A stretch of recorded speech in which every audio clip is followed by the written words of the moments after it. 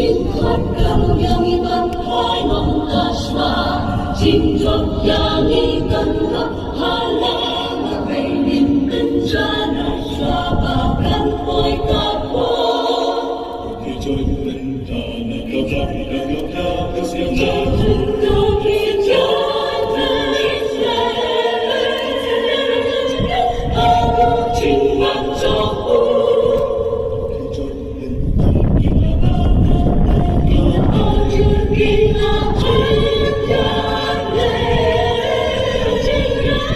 Hãy subscribe